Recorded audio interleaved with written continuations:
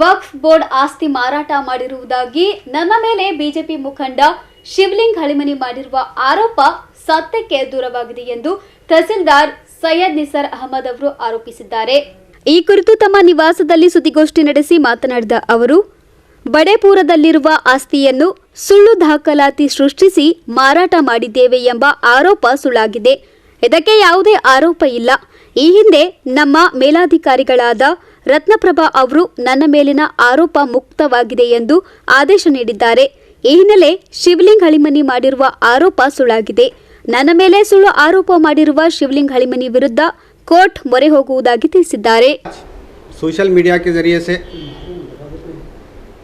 अपना मैसेज देने का मकसद ये है कि गुज़िश्ता 18 जून 2024 को श्री शिवलिंग हळीमनी नामी आदमी जिन्होंने एक बयान जारी किया, जबकि वो मेरा नाम तक नहीं जानते, मेरे बारे में कोई हकीकत नहीं जानते और सर्वे नंबर 12 बड़ेपुर 8 एकड़ 34 गुंठे के बारे में उन्होंने गलत बयानी की है।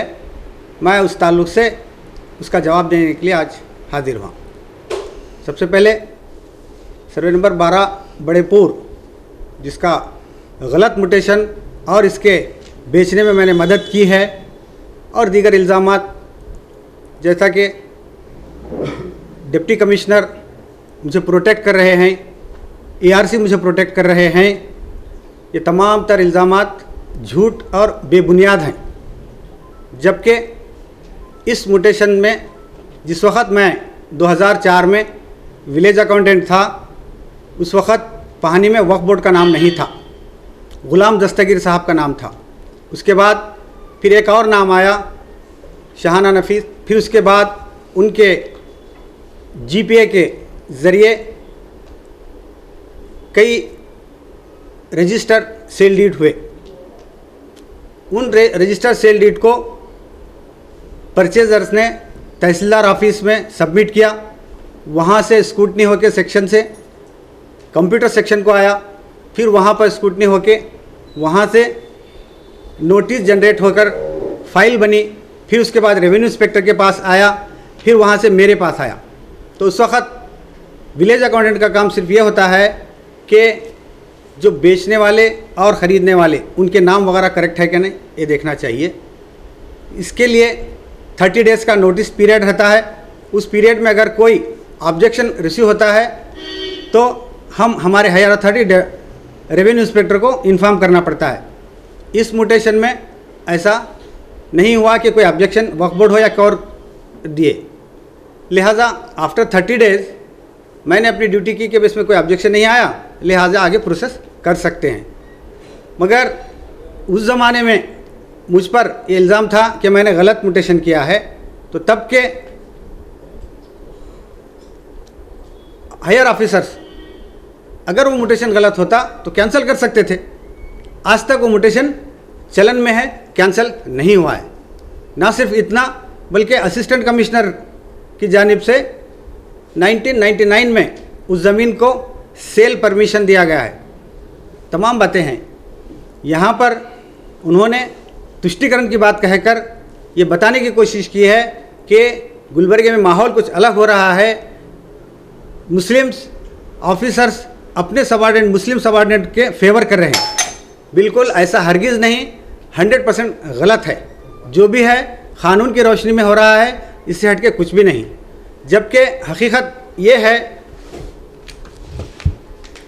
कि मुझ पर जो इल्ज़ाम था, मैं ये नहीं कहना चाहता कि ज़मीन वक्फ बोर्ड की है या परचेज़र सही है, वो फ़ैसला अलग होगा, वो ज़मीन वाले या वक्फ बोर्ड वाले उसका जवाब देंगे। मैं आज सिर्फ इतना ही कहना चाहता हूँ कि मुझ पर जो इल्ज़ाम है वो बेबुनियाद और गलत है। शिवलिंग हळीमनी साहब को हक़ाइक़ मालूम करके पब्लिक के सामने आना चाहिए था, उन्होंने ऐसा नहीं किया, इससे बहुत हमको सदमा पहुंचा। मैं आपको बताना चाहता हूं, उसमें एक और इल्ज़ाम यह है कि इसको जो कि स्क्वायर फीट की शक्ल में रजिस्ट्री की गई है। देखिए, स्क्वायर फीट की शक्ल में जो रजिस्ट्री की गई है उसकी नोटिस जनरेट होती है तहसील ऑफिस में, वहाँ पर जब फाइल बनकर रेडी होकर आती है तो सिर्फ विलेज अकाउंटेंट का काम क्या होता है, मैंने उसकी अपनी जिम्मेदारी निभाई है।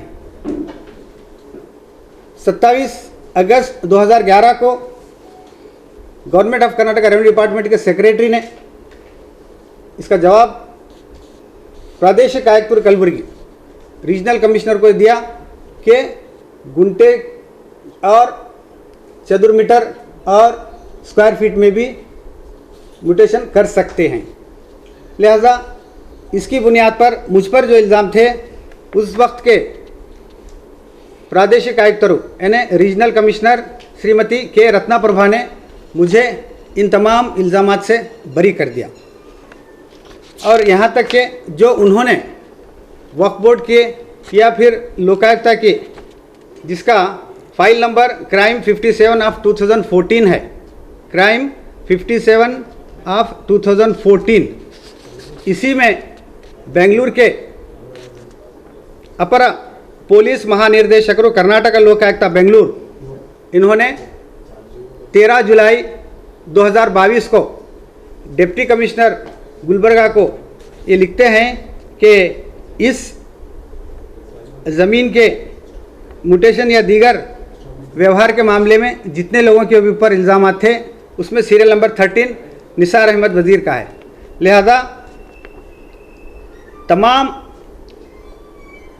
पेपर्स और जजमेंट्स की रोशनी में यहाँ पर कन्नड़ में लिखा उल्लेख मैं करना चाहता हूँ।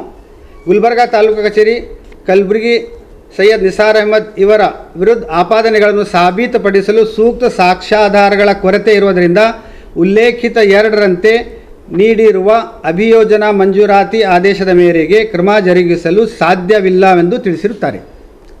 Bureau report in Gulbarga news.